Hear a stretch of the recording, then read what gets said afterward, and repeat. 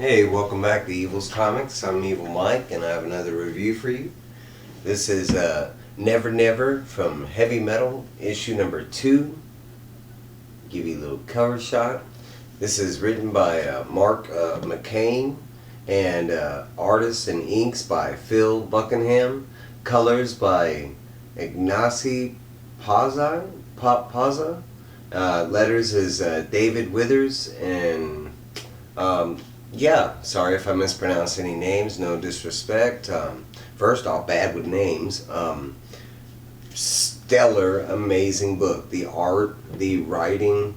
A lot of people say it's a retelling of Peter Pan. Bogus. It's like an original telling of Peter Pan. Growing up, Peter Pan was a scary story in my eyes, man.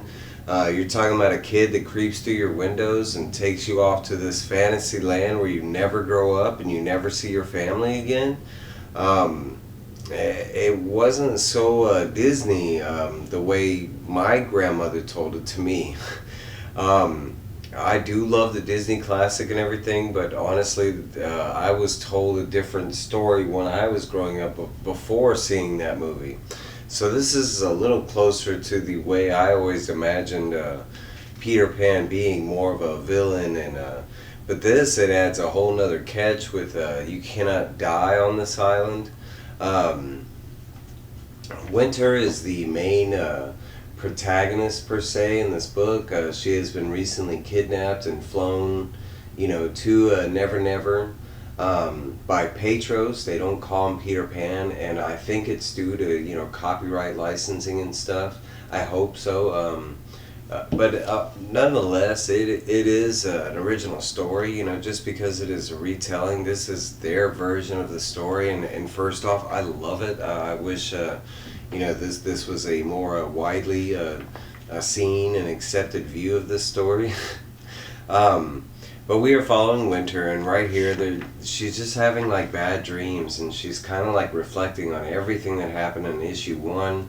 Her coming to Never Never, her meeting Petros, and it's like this golden, cool things, and talk about wishes and flying, and then she gets to Never Never, and she's, they're trying to feed her to a giant crocodile, and then she runs into all the lost boys, and they're all like half dead, because some of them have had accidents, and you can get killed and you can get maimed and stuff like that. You just can't die. You keep going, kind of like zombie fashion. And they show a lot of the grown-ups that they kind of do that with them. I think Petros has a wall of heads in a cave back at home base. But right now, she is waking up, and she has been asleep for a while, and they show Petros and the Lost Boys. I don't think they're called the Lost Boys, but we're going to roll with that. But they show Petros and his boys like outside flying, waiting for their chance to grab what Petros calls her as the tribute, and that's related to Winter. Winter is being caught up with... now I'm drawing a blank at her name. Princess Lily of the Shadow of the Night Tiger clan. Some things are still like similar, like Princess Lily and the American Indian tribe that are stuck there. This book really goes into a lot of the origin stories, like the origin of some of Never Never, some of Petros, some like that. But they show you why the Petros and the boys can't really just like fly in there, and it's because the Night Tiger clan has well defenses, and they can take a lot of damage, but if they take too much damage, they just end up on one of Petros, zombie piles. Winter is taken here to the inside this tree that is basically a cave inside, and she meets basically an elder that's down there, and the elder says that she's a spirit of a horse and the embodiment of a deer, and basically that she's down there and living in this eternal kind of like hell or purgatory because she can't die and yet she's slowly aging. Time does exist, and but just in a different fashion. You don't really grow old in that sense, but the grass still grows, that kind of thing. Um, the elder kind of really tells the story of how, like in her eyes, or some of the older stories of Never Never, and like basically she tells a story of like that at one time it was very peaceful, and a whole different type of situation. As the story starts out, we see that Petros is doing exactly what they thought he was. He is flying around and he has finally figured out like what he needs to do to try and get into the encampment. The story continues, and they go back into how Never Never was a paradise, and one day, somehow, some way, a portal was opened up, and this fighter flies through and crashes, and he does not speak English. Um, he speaks, it doesn't really go into context. Could be German, could be Polish, but it's I want to imagine it's German. It's like during World War II.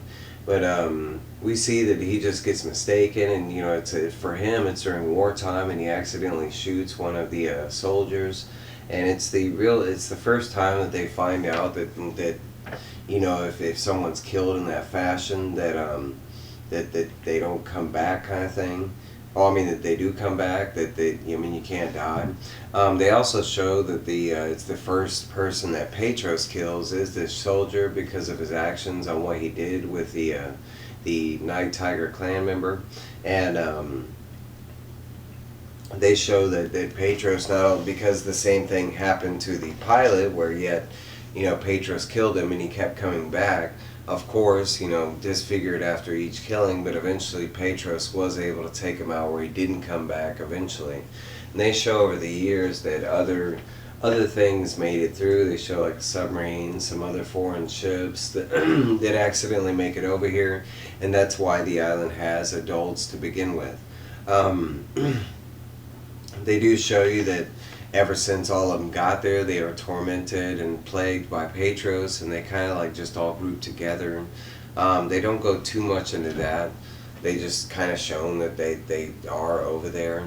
They do kind of show you that they're kind of explaining this to Winter and saying that that this isn't new for them. That she's one in like a million that's come, and they're going to keep coming basically, and that even though they're sharing this knowledge, they fear there's probably little she can do, and she's just going to end up like the Lost Boys and everybody else.